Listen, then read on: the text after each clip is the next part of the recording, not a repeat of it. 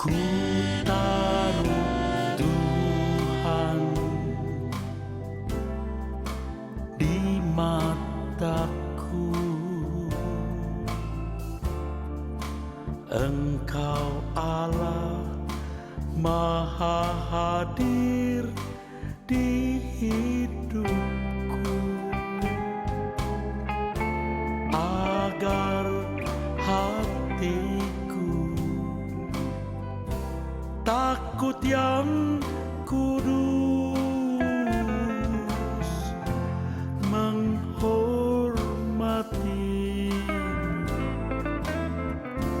dengan tulus. Dunia yang gelap ku jalani, sungguh tak mudah bagiku hidup suci. Namun rinduku tetap padamu, lebih mengenal semakin dalam pribadimu.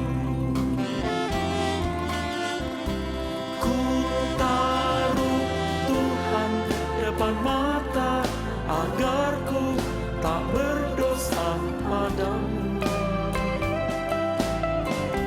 Yang Maha Kudus Allahku, Kau ingin aku kudus seperti-Mu. Selalu hidup di hadapan-Mu dalam kebenaran yang sejati, menghormati kesucian sampai di kerajaan-Mu nanti.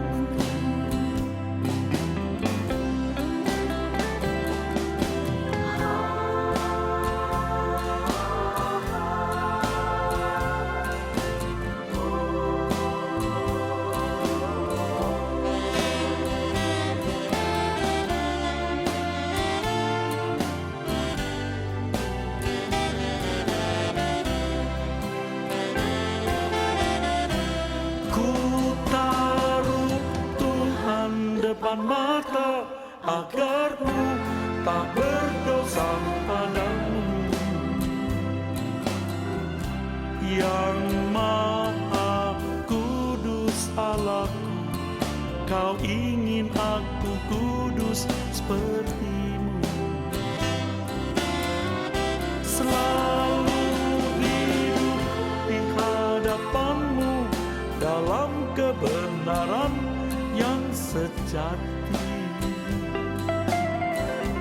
menghormati kesucian sampai di kerajaan-Mu nanti, menghormati kesucian sampai di kerajaan-Mu nanti.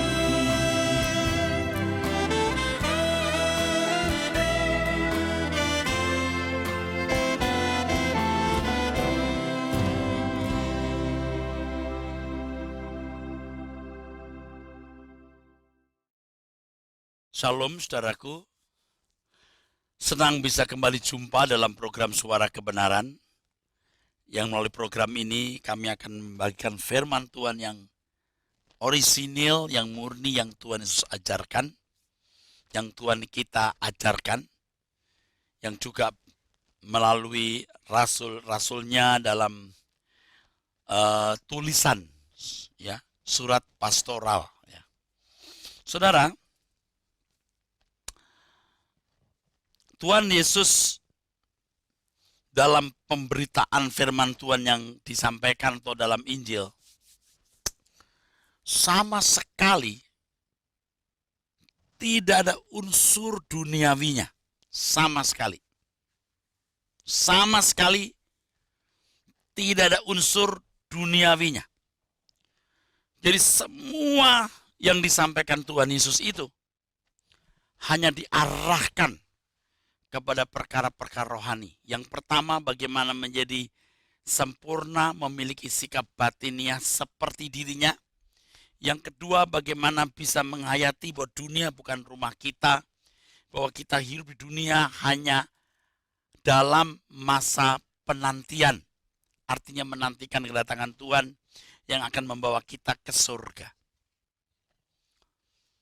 Semua ini ada dasarnya, saudara. Jadi kalau saudara menganggap khotbah saya ini atau pemberitaan firman Tuhan ini keras, saudara tidak mengerti kebenaran. Kalau saudara berkata aneh, wah, saudara berarti benar-benar tidak mengerti kebenaran. Tuhan Yesus yang mengajarkan semua itu. Tidak ada unsur duniawinya, semua rohani. Kalau Anda berkata, tapi kita kan masih di dunia Pak dengan tubuh jasmani. Oke, Bapakmu tahu kamu membutuhkannya. Ini firman. Kalau saudara mau percaya. Bapakmu tahu kamu membutuhkannya. Jadi jangan hanya nyanyi dong. Aku tidak khawatir. Burung di udara dia pelihara. Aku tidak khawatir. Bunga di padang dia hiasi. Jangan hanya nyanyi bro. Jangan hanya menyanyi. Tetapi kenakan itu dalam hidup saudara. Dan aku tidak takut. Begitu di udara naik pesawat goyang-goyang sudah. Waduh. Keringat dingin mengocok, ngucur. Wah kayak jagung itu. Keringat keluar. Lalu berkata, mati aku. Udah. Lakukan. Memang tidak mudah. Saya ngomong ini juga tidak mudah. Saya ngomong ini juga belajar melakukan. Memang tidak mudah, saudara. Tapi nggak ada pilihan. Nggak ada pilihan. Tuhan mengendaki agar kita, saudaraku sekalian, seperti yang dikatakan firman Tuhan di Kolose 3 ayat 1 sampai 3. Carilah perkara yang di atas, pikirkan perkara yang di atas di mana Kristus duduk. Waduh, ini bicara soal kemuliaan. Jadi kalau kita berkata carilah perkara yang di atas, pikirkan. Bukan yang di bumi. Artinya saudara, cara kita melihat hidup ini harus seperti Tuhan Yesus melihat atau memandang. Jangan seperti anak dunia memandang. Jangan seperti manusia kebanyakan memandang. Tetapi dari pandangan Tuhan Yesus. Jesus sight. Pandangan Tuhan. Dan Tuhan tahu, saudaraku sekalian, bagaimana menempatkan kita di tempat yang terhormat.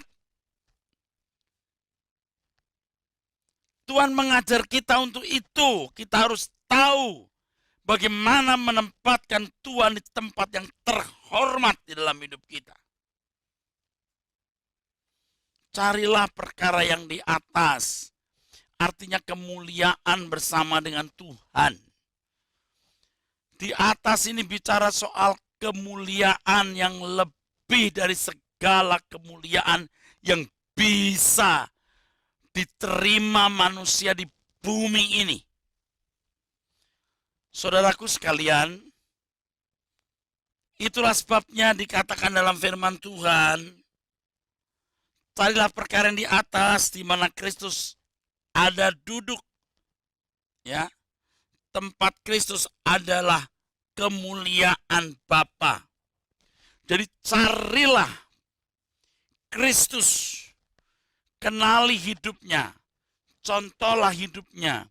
Supaya kamu bisa dipermuliakan. Dan untuk ini saudaraku sekalian dituntut dibutuhkan waktu yang panjang.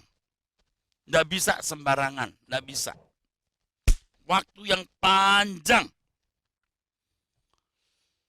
Oleh sebab itu betapa berharganya setiap menit-menit yang kita miliki. Betapa mahalnya kesempatan-kesempatan yang Tuhan izinkan terjadi berlangsung dalam hidup kita. Yang ternyata melalui semua itu, Tuhan proses kita, saudaraku. Tuhan bentuk kita. Nah, fakta yang kita lihat selama ini, banyak orang Kristen yang lebih suka jalan-jalan, nonton-nonton, ke mall-mall, dan mengabaikan, membiarkan saudaraku sekalian, membuang kesempatan yang sia-sia yang mesti digunakan untuk Tuhan. Di rumah mestinya dia punya waktu berdoa, baca Alkitab, dia tenggelam dengan tontonan, dengan TV. Bukan tidak boleh jalan-jalan ke mall, bukan tidak boleh nonton film, bukan tidak boleh nonton televisi, bukan, itu silahkan. Tetapi alokasi waktu perhatian yang seharusnya untuk Tuhan, di mana kita bisa bersekutu dengan Dia, harus juga disediakan. Jadi saudaraku sekalian, jangan menukar hak kesulungan saudara dengan semangkok kacang merah. Itu di dalam Ibrani 12 ayat 16 sampai 17. Banyak orang tidak memperhatikan maksud ayat itu. Itu punya maksud luar biasa, saudaraku sekalian. Luar biasa, sangat luar biasa. Di dalam Ibrani pasal 12 ayat 16-17, ini satu pernyataan firman Tuhan yang luar biasa, saudara. Ya, 16-17, bahwa Tuhan mau, ya, Ibrani 12 ayat 16-17, bahwa Tuhan mau kita ini tidak menukar hak kesulungan kita dengan semangkok makanan, semangkok kacang merah, mengacu pada peristiwa yang sangat terjadi Alkitab, Esau dan Yakub. Pada suatu hari, ya, Esau baru pulang dari berburu. Dia lapar berat. Dia cium bau, kok enak ya? Apa ini? Kacang merah. Ya, rupanya masakan yang dimasak oleh Yakub. Esau berkata, minta dong dek, minta dong yang merah-merah itu, kata Alkitab. Yakub memang dasar cerdik, saudaraku. Dari sononya memang lahir sebagai orang cerdik itu, saudaraku sekalian. Dia pakai acara begini, boleh kak, tapi tukarkan dengan hak kesulunganmu. Ini Esau berkata, ya aku juga akan mati, untuk apa kesulungan bagiku? Nah, coba. Dia tidak menghargai kesulungan, katanya, aku juga akan mati, untuk apa kesulungan? Diberikannya kepada Yakub. Ini satu kecerobohan yang luar biasa. Luar biasa. Dikasih Yakub. Saudara, ngerti? Esau kehilangan kesempatan.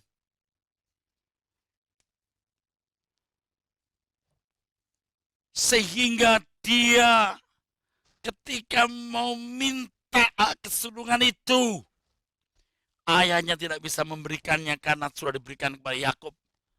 Lagi pula mestinya Esau juga nyadar ketika dia disuruh ayahnya untuk berburu. Esau sudah berkata, Pap, so sorry.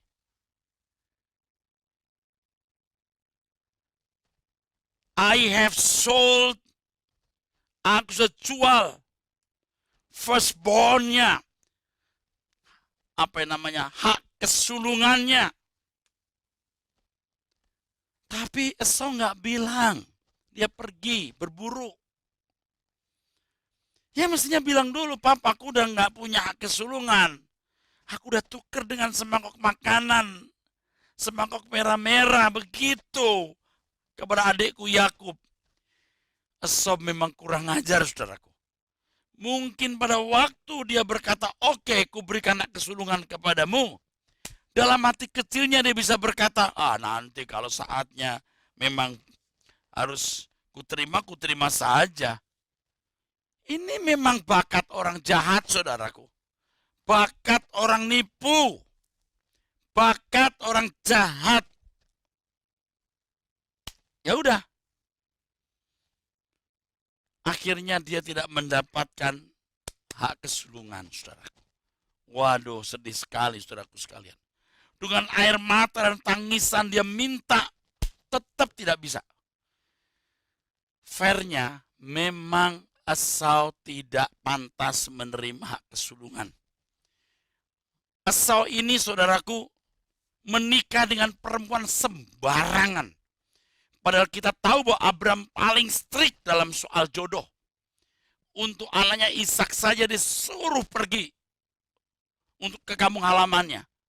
Budaknya Eliezer suruh pergi untuk mencari jodoh buat Ishak. Tidak main-main, saudara.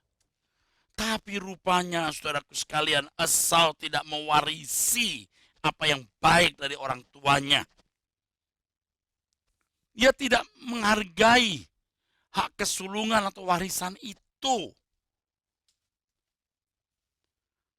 Firman Tuhan mengatakan, let no one become immoral or unspiritual like Esau. Jangan ada orang yang immoral, tidak bermoral, tidak rohani seperti Esau. Who for a single meal sold his right as the elder son. Firstborn or elder son.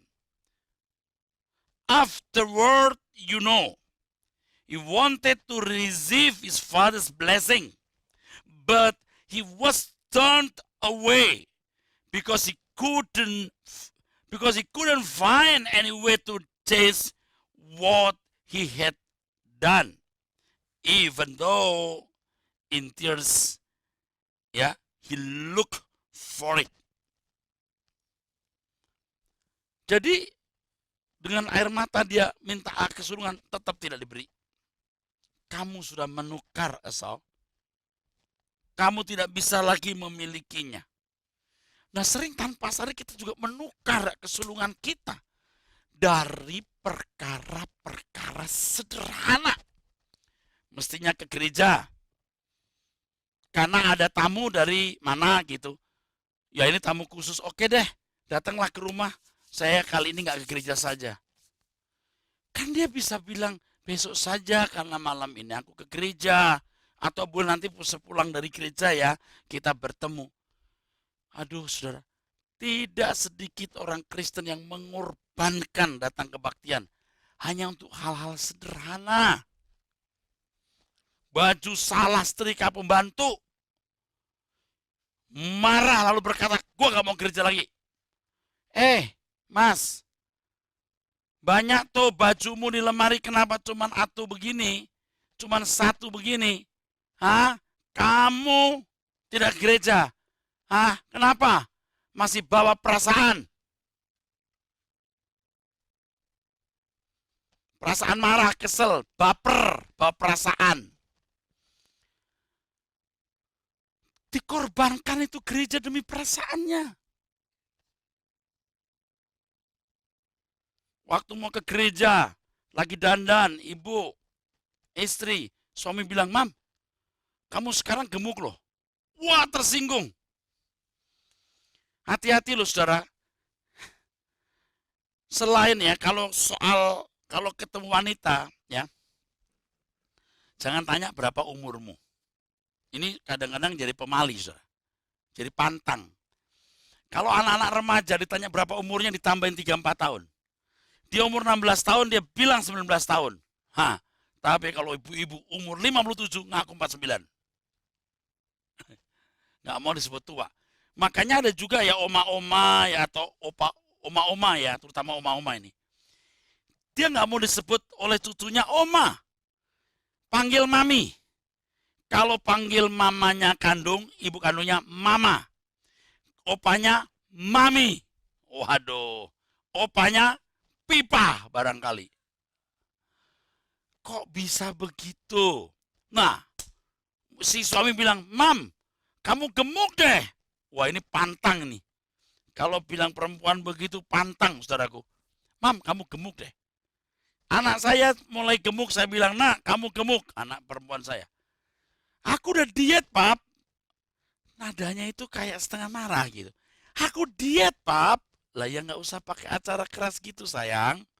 "Ya, maaf, aku diet sekarang." "Aku diet, Pap. Aku olahraga." Ya nggak mau disebut gemuk. Padahal iyo gemuk. Saudara, itu gara-gara disebut gemuk sama suaminya, dia banting itu sisir, bang. Lalu bilang, "Gua kagak mau ke gereja." Gara-gara cuma dibilangin gemuk sama suaminya, dia tidak ke gereja. Ini sederhana. Yang lain, mestinya jam doa dia pakai nonton film. Bukan nggak boleh nonton film, nonton. Tapi kalau jam doa ya doalah, bro. Ya, bayangkan ya bapak-bapak itu ya, ada yang nggak pernah baca Alkitab, nggak pernah. Suruh baca Alkitab dia nggak mau. Dia kalau di gereja bawa Alkitab, suruh buka kitab Habakuk, dia bingung. Masa ada kitab yang ditekuk-tekuk? Habakuk bukan ditekuk. Bahkan suruh buka kitab Mazmur pun nggak ngerti. Mazmur, dia bilang Mansur. Mazmur, Pak. Kenapa? Memang tidak ada niat untuk benar. Kalau bangun jam 2 pagi nonton bola, bisa. Tapi baru baca Alkitab 5 menit udah gini. Udah ngantuk. Makanya pernah ada orang ngomong gini. Kalau kamu nggak bisa tidur malam hari, baca Alkitab. Wah, bagus juga tuh nasihatnya ya. Supaya baca Alkitab kalau nggak bisa tidur. Ternyata di balik nasihat itu dia berkata begini. Kalau kamu baca Alkitab, kamu bisa ngantuk. Kurang ajar nggak itu orang? Ada orang-orang yang begitu. Itu hak kesulungannya ditukar. Mestinya datang ke PA ibu-ibu, dia cuman sibuk mau praktekkan resep kue bolu. Kue bolu. Padahal dia bikin kue bolu nggak pernah mekar. Semua bantat. Semua bantat kayak batu koral. Udah bantat keras lagi.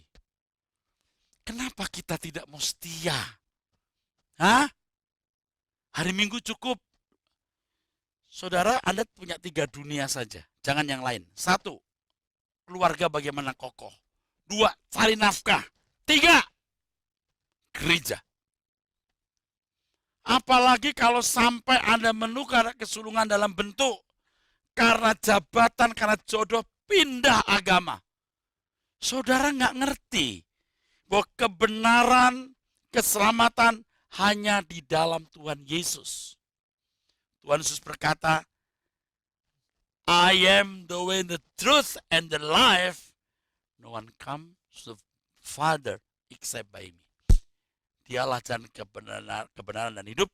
Tidak seorang pun sampai kepada Bapa kecuali melalui Dia. Di bawah kolong langit ini tidak ada nama yang diberikan manusia yang di dalamnya manusia bisa selamat. Hanya nama Yesus Kristus.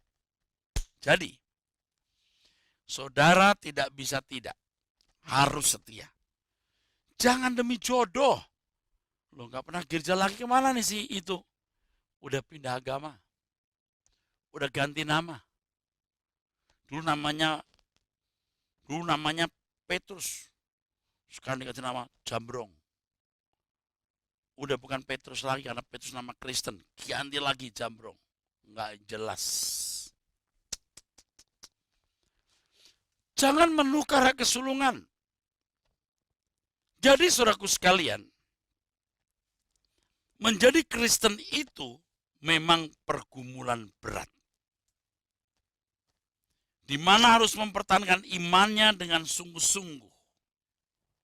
Firman Tuhan mengatakan di Ibrani pasal 12 ayat 16-17, jangan ada orang yang cabul seperti Esau.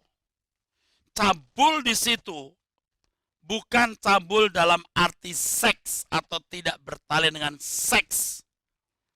Cabul di situ artinya ketidaksetiaan sampai pada rusaknya sebuah hubungan. Ini yang di dalam bahasa Yunaninya pornos. Alkitab mengatakan kamu tidak boleh cerai kecuali pornos. Wah, itu pornos itu satu stadium di mana seseorang tidak bisa lagi memperbaiki hubungannya dengan sesama, kalau itu suami istri, atau dengan Tuhan.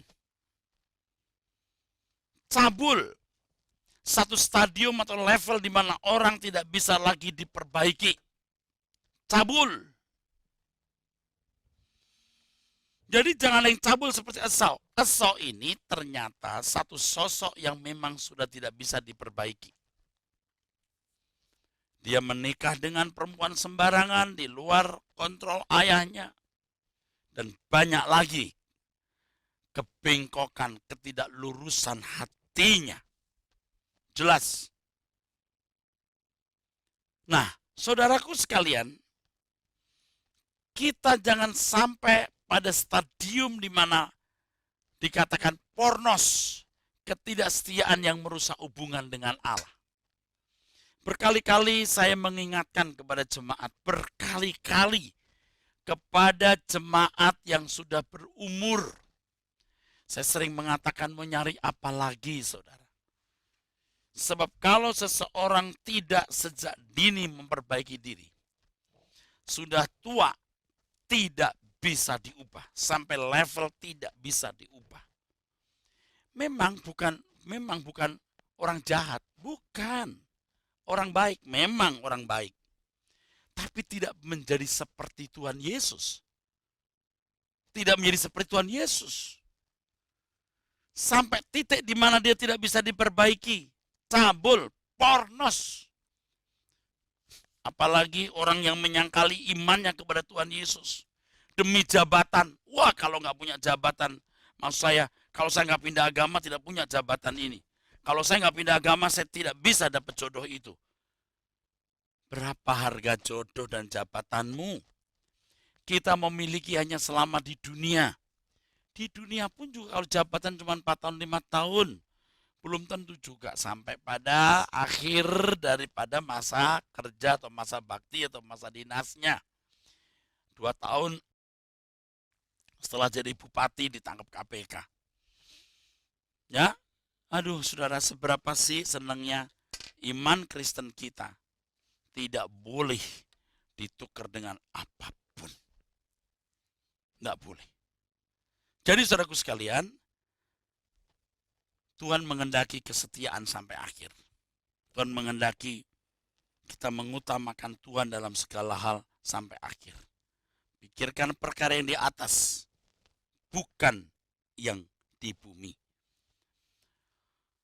Ajaran ini memberikan kita peringatan yang indah, yang jelas, yang tegas. Bahwa kita harus tetap setia sampai akhir. Memberi nilai tinggi Tuhan, menghormati Tuhan dan taat kepadanya.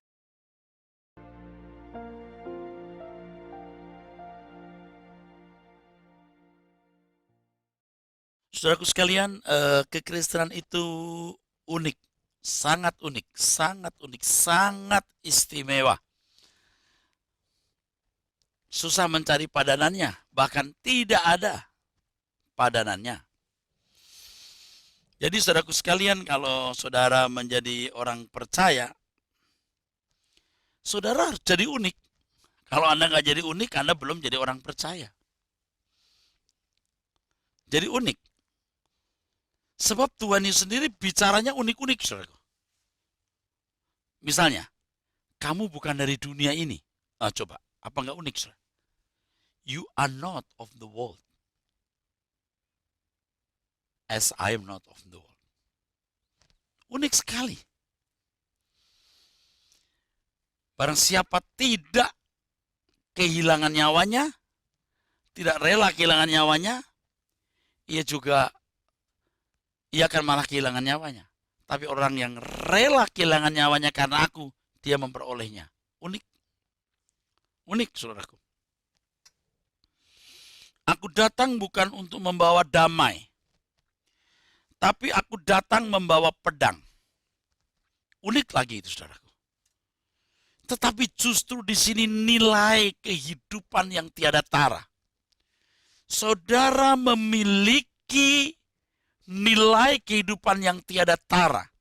Dan itu hanya bisa diberikan oleh Tuhan Yesus oleh karena kurbannya di kayu salib. Jadi jangan sampai Anda menukar keselamatan yang begitu berharga dengan yang lain.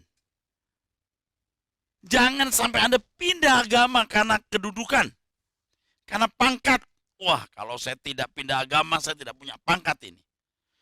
Tidak punya kedudukan baik ini. Anda bekerja di suatu perusahaan misalnya, yang memiliki perusahaan itu bukan orang Kristen, lalu Anda takut tidak naik jabatan, lalu Anda pindah agama, Anda menukar hak kesulungan Anda dengan semangkok berkat yang akan lenyap, atau karena jodoh. Anda berkata, ya semua agama juga sama, banyak jalan menuju ke Roma, lalu Anda pindah. Anda tidak mengerti betapa uniknya kekristenan itu, saudaraku. Betapa luar biasa. Karena apa yang diajarkan Tuhan Yesus itu sangat unik. Maka saudara kan jadi unik juga. Bukan unik absurd yang kacau yang membuat orang tersandung oleh perbuatan saudara. Tetapi akan membuat orang melihat kemuliaan surga dalam hidup kita. Ini yang penting. Jadi ketika mereka melihat hidup kita, mereka melihat surga. Mereka melihat kemuliaan kerajaan surga, saudaraku sekalian. Makanya Tuhan berkata, you are like light. You are like light from the whole world. Kamu seperti terang dunia. Kamu terang dunia. A city built on a hill cannot be hidden. Jadi saudaraku sekalian, dengan keunikan itu orang bertanya, ada apa dalam hidupmu? Ada sesuatu apakah? Dan ini yang membuat orang-orang Kristen pada abad mula-mula bisa membawa orang lain masuk Kristen. Ketika mereka memiliki keunikan yang luar biasa, mereka dianiaya, mereka dicaci maki, tidak membalas caci maki. Mereka bertanya, pengharapan apa yang ada padamu? Sehingga engkau menjadi begitu kokoh dan teguh menghadapi begitu banyak aniaya. Dan kelakuanmu luar biasa. Sebab engkau mengasihi musuh, engkau tidak didapati melanggar moral. Ini pasti istimewa. Nah, keunikan inilah yang membuat banyak orang yang tadinya bukan Kristen menjadi Kristen. Jadi kalau Anda tidak unik, yang membuat orang amazed, kagum, saudara tidak akan pernah bisa menjadi saksi. Orang mesti melihat hidup saudara dan kagum. Ini ada apa ya? Ada apa dengan orang ini? Ya, damai sejahtera dari wajahnya, tidak membalas kejahatan dengan kejahatan. Kasihnya begitu melimpah, rajin bekerja, jujur, giat, tidak takut mati, tidak takut ada apa-apa, ya, karena yakin punya rumah di surga. Orang makan berkata, I want to follow you as you follow Jesus your Lord. Ini kan benar, saudaraku sekalian yang begitu. Nah, orang-orang yang unik ini, ya, saudara dan saya yang mesti harus unik ini, melihat dunia berbeda dengan orang lain. Ini penting. Cara kita memandang dunia, view, sight kita, cara, pandangan kita, perspektif kita melihat dunia itu. Kalau dunia masih saudara pandang indah, saudara tidak akan pernah bisa menjadi saksi. Tidak ada keunikan saudara sama dengan orang-orang lain. Mestinya anak Tuhan yang mengerti kebenaran, mengalami keselamatan, perubahan karakter yang berdampak abadi, maka dia tidak lagi tertarik dunia ini. Dia punya dunia lain yang lebih baik loh. Nah, menghayati dunia lain yang lebih baik, lebih sempurna ini nggak mudah. Tetapi bagaimana Anda berkata percaya Tuhan Yesus kalau nyatanya, saudaraku sekalian, kalau nyatanya, saudara tidak merindukan kerajaan surga. Bagaimana orang tertarik dengan saudara, apa lebihnya? Oleh sebab itu, saudaraku sekalian,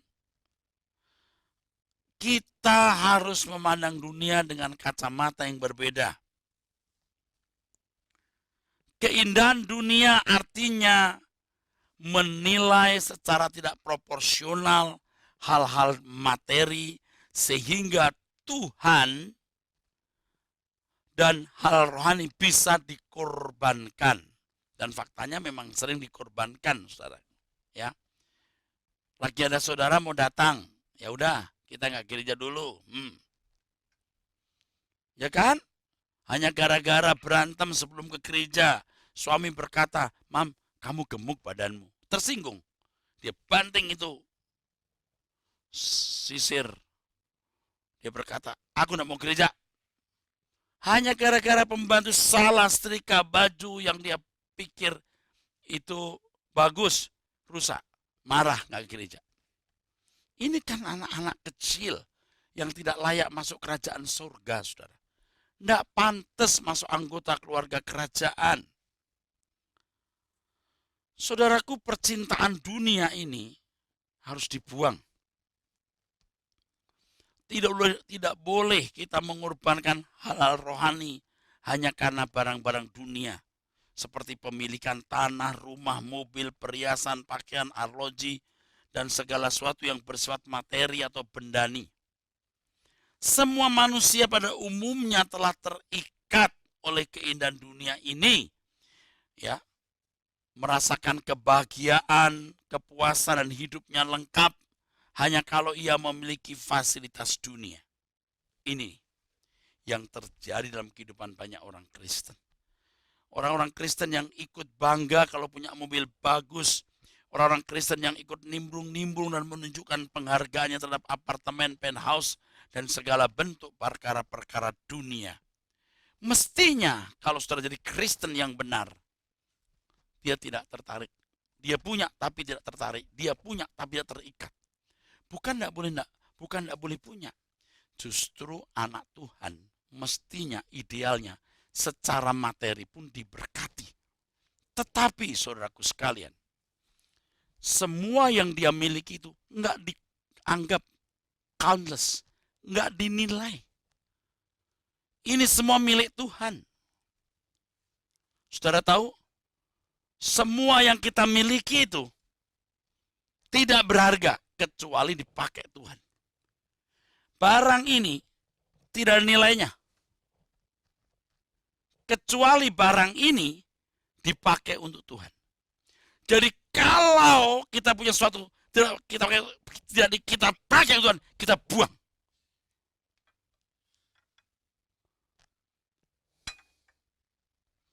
Buang.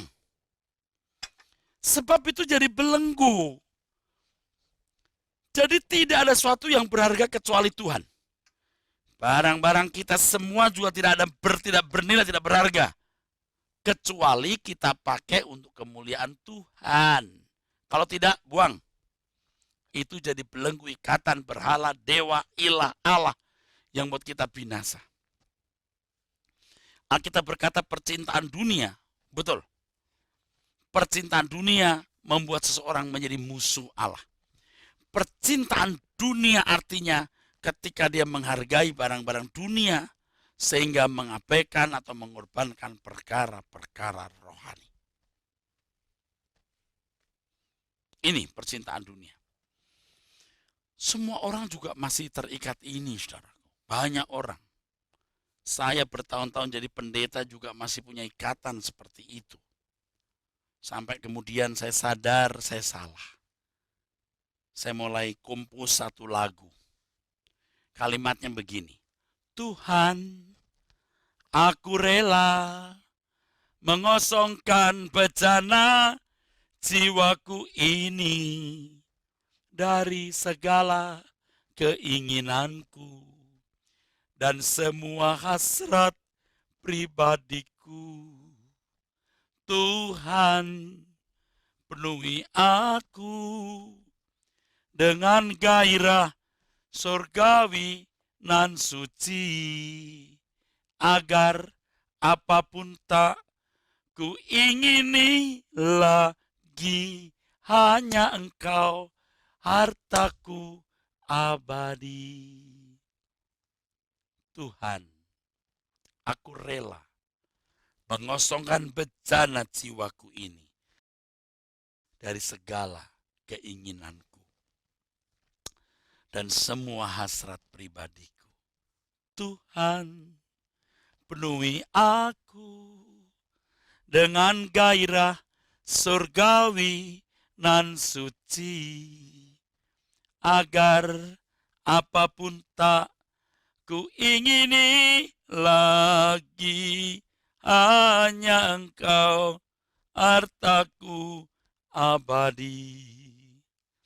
Saat ku pulang menghadap Bapa, hanya Engkau yang ku miliki.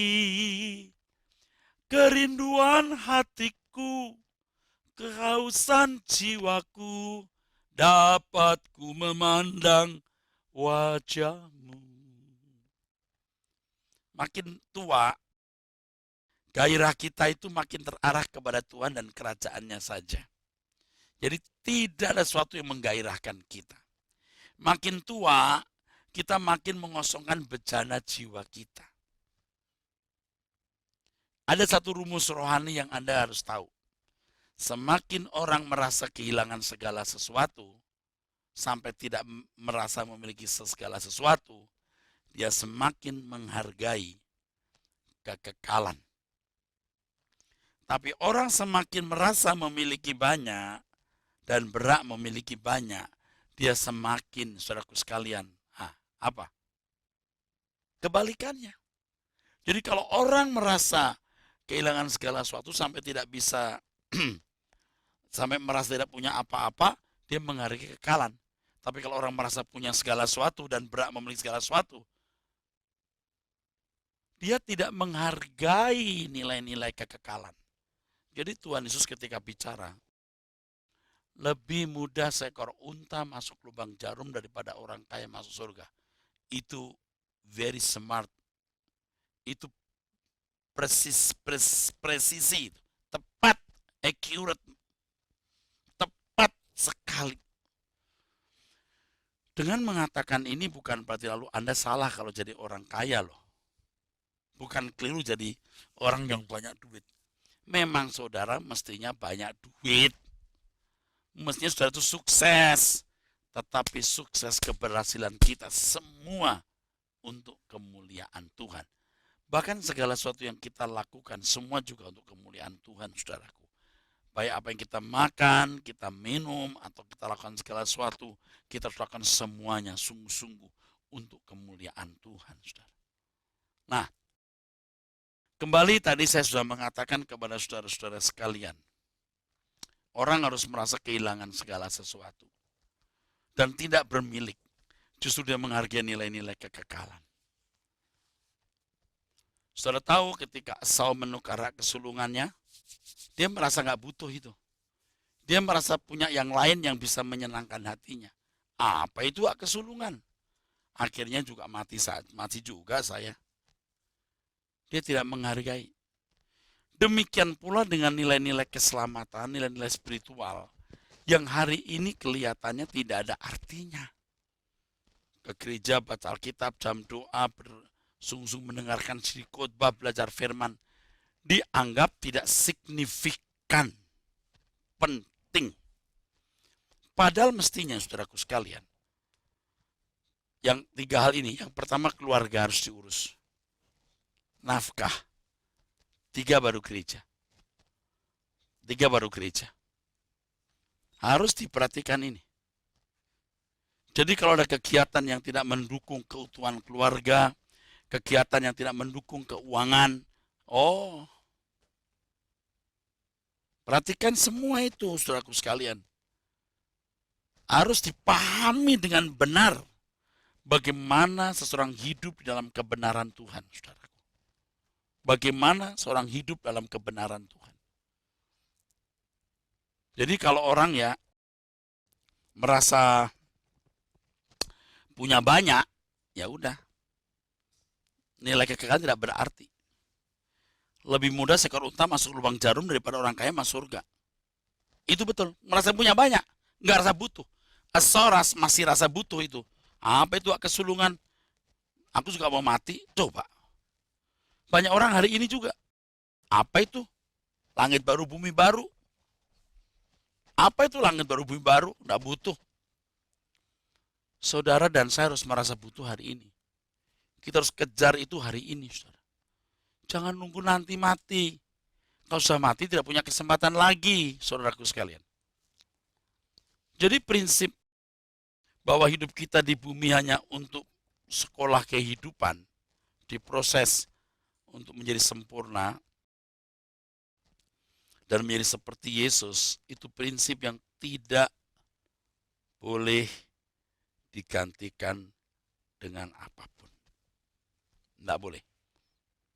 Prinsip itu satu-satunya prinsip hidup kita. Disitulah keunikan Kristen kita akan mulai nampak. Ya, mulai memancar. Ketika orang melihat bagaimana prinsip hidup kita ternyata hanya mengerucut ke situ. Ya, bagaimana menjadi anak Allah yang sempurna, dan bagaimana mengajak orang lain masuk dalam proyek ini. Yang akhirnya orang betul-betul tertuju kepada langit baru, bumi baru. Nah, makna hidup ini harus diajarkan kepada banyak orang. Harus diajarkan. Banyak orang tersesat di jalan dunia. Menjadi masalah kita bagaimana mengembalikan mereka. Atau dengan kalimat lain membuka pikiran mereka terhadap makna kehidupan ini. Saya mengerti kadang-kadang kita khotbah malah orang berkata, wah kok ekstrim amat sih gitu. Apa sih itu langit baru, bumi baru? Bahkan saya dengar ada yang cemooh yang mengatakan, wah anak buahnya Pak Era sudah sampai langit baru, bumi baru. Ya kita hari ini belum menginjak langit baru, bumi baru. Tetapi fokus kita langit baru, bumi baru. Dan kita sangat yakin hal itu benar-benar satu fakta yang suatu hari akan kita alami. Anda bisa bayangkan ketika Nuh membuat bahtera. Cuaca masih panas, terik, atau barangkali ya tidak ada tanda-tanda ada banjir ya. Ya tapi Nuh percaya saja kepada Tuhan. Dan bukti percaya Nuh adalah dia yang bikin bahtera. Seakan-akan, dan memang demikian. Seakan-akan bahkan memang demikian. Banjir itu sudah datang. Atau pasti datang. Dia belum lihat. Dia dengan keluarganya belum melihat. Tetapi ini, mereka, Nuh dan keluarganya, yakin sekali bahwa banjir itu akan datang. Dengan yakin banjir itu akan datang, mereka kerja keras membuat bahtera. Anda tahu bahtera yang panjangnya sekitar 150 meter itu? Hah? Itu, saudara, itu dibuat tanpa alat-alat modern. Anda bisa bayangkan kayu-kayu besar, kayu gelondongan yang besar harus dibuat. Belum ada gergaji yang seperti kita hari ini, apalagi pakai elektrik, mesin, tidak ada. Berbulan-bulan, bertahun, mereka mengerjakan tanpa bersungut-sungut. Ketika Allah memerintahkan buat bahtera, Nuh tidak menunda, tidak membantah, dia lakukan. He did it. Dia lakukan itu. Dia buat. Dengan keyakinan bahwa memang banjir itu akan datang. Pasti. Demikian pula dengan kekekalan pasti akan kita alami. 3 hal ini jangan lupa, kita pasti makin tua. 2, kita pasti sakit atau bermasalah. 3, pasti mati. Loh, itu kepastian. Saya seringkali berkata begini, saudara sekalian. Dunia ini penuh dengan ketidakkepastian.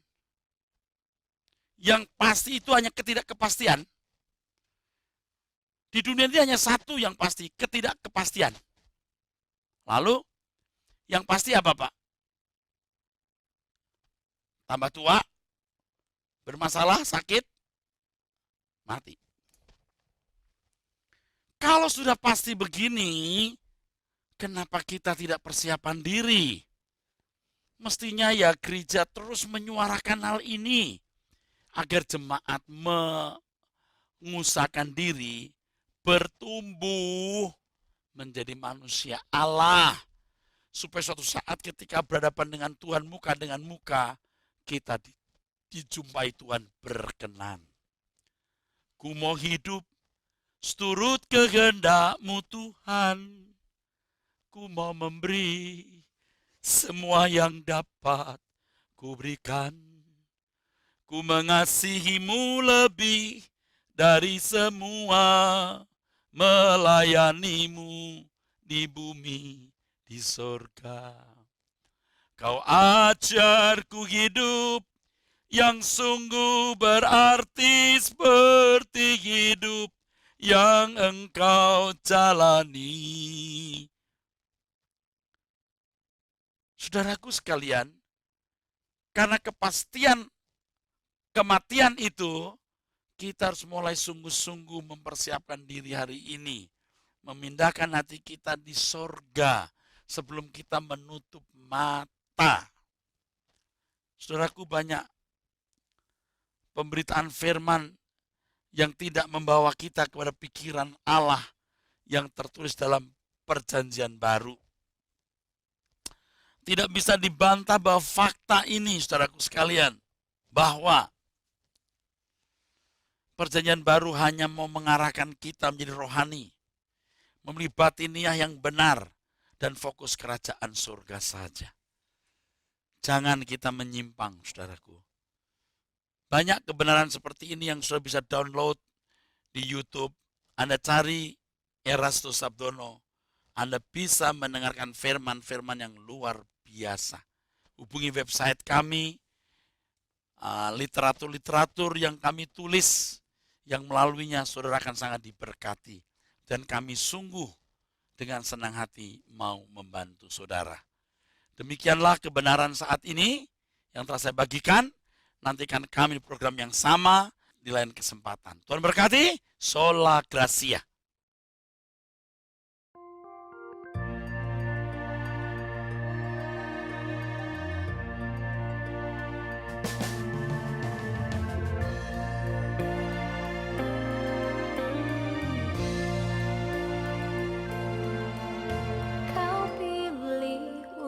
Jadi anak-Mu, aku yang berdosa penuh celah, hanya oleh anugerah kemurahan-Mu, Kau jadikanku ahli waris-Mu. Kehendak-Mu aku jadi sempurna, hidup tak bercacat, tak bercela.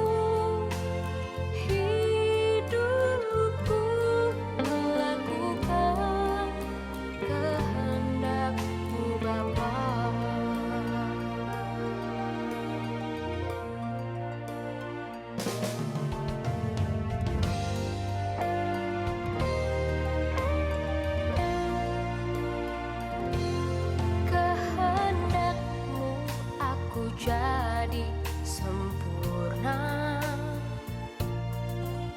Hidup tak bercacat, tak bercela, agar ku layak duduk dalam kemuliaan-Mu di kerajaan Bapa di surga. Nyanyian hidupku,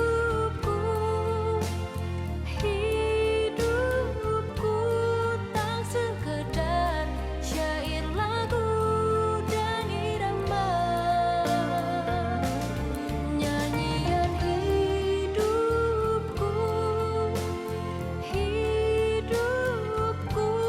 melakukan kehendak-Mu Bapa.